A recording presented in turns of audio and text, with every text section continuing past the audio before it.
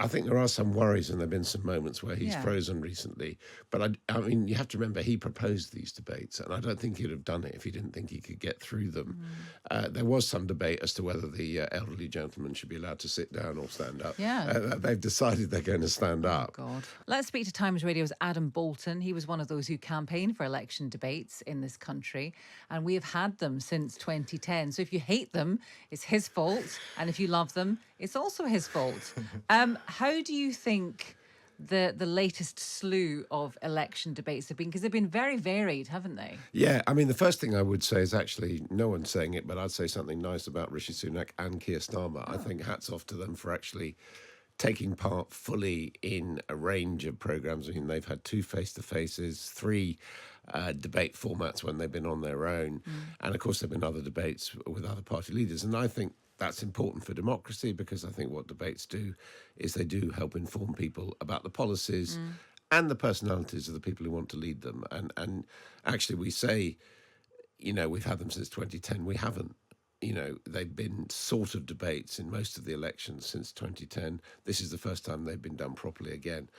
I regret the fact that they've been commercialised this time round, and that the BBC and ITV have taken possession of them, because I think the lack of formality and the particular attitudes of the channels do actually make the debates poorer.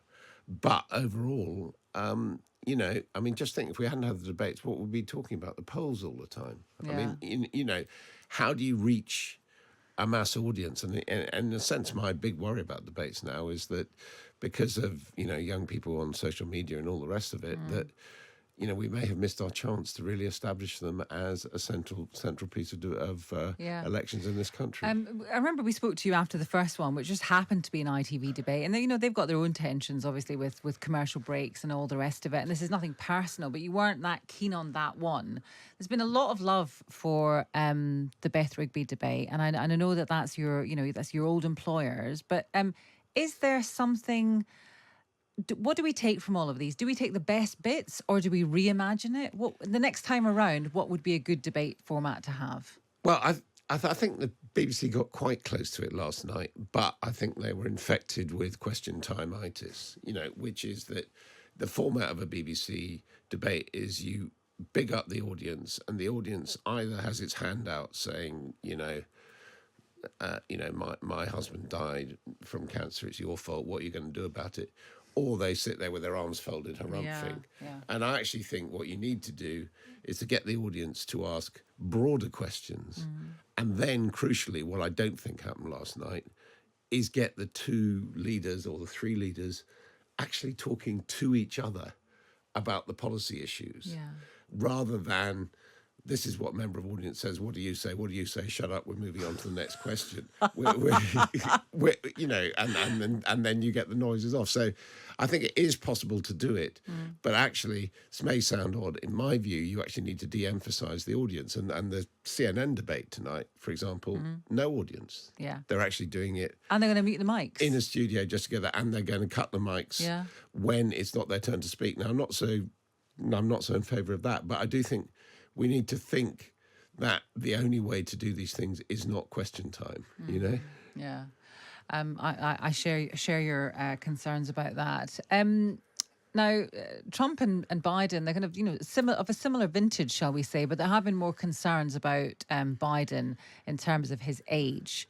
How do you think, is he going to be okay with a 90-minute debate? Have you got any concerns there? Well, I think there are some worries, and there have been some moments where he's frozen recently.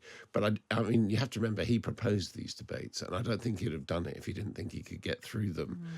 There was some debate as to whether the elderly gentleman should be allowed to sit down or stand up. They've decided they're going to stand up. God.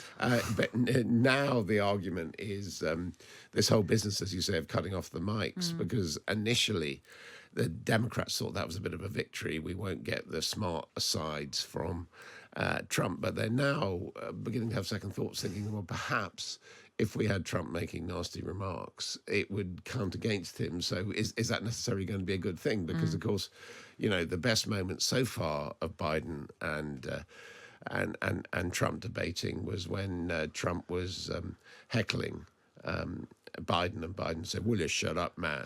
And, Yes, and it really was. Yeah, but that's what I say. There, it's when the two of them interact. That is what I think you want from a debate. Do America do these debates better because they've had them for longer? Well, they're changing the rules this time. I mean, they're not doing it with the debates commission, which normally has these quite formal debates. Close to the election vote at the beginning of November.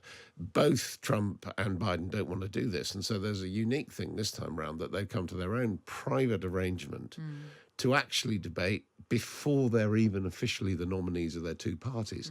And there is just an outside chance that if one of them boils over or collapses in these debates, the parties might say, "Oh, hang on, wait a minute. We've got this convention to choose a new leader and we're not too sure that...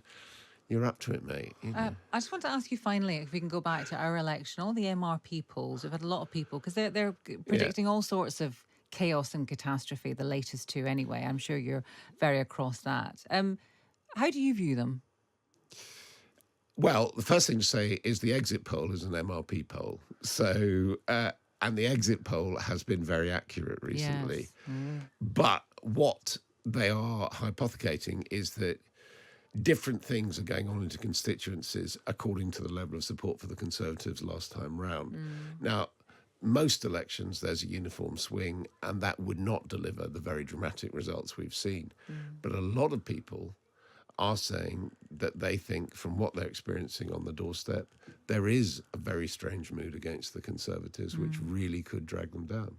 I find it so ironic that a lot of people are saying it's been a really boring election campaign. It's been a great campaign. Well, yeah, but normal people, not people like us, saying that it's been a boring election campaign, but the results are going to be so dramatic, and it's the kind of maybe the disconnect between the two of them that's a bit weird. Well, you see, I think it's been a boring campaign in the sense that, the polls haven't really moved. There hasn't been a closing. And, so most people feel fairly confident that Labour are going to win this fairly comfortably. That's boring. But and I've covered, closer election campaigns, which actually have been more boring because there haven't been these extraordinary unforeseen incidents like Nigel Farage, like D-Day, like the betting, all the rest. And people do notice those. It's just, even the debates, it may not actually affect that much who they vote for, but I think it will reinforce their view of politics and politicians. Okay.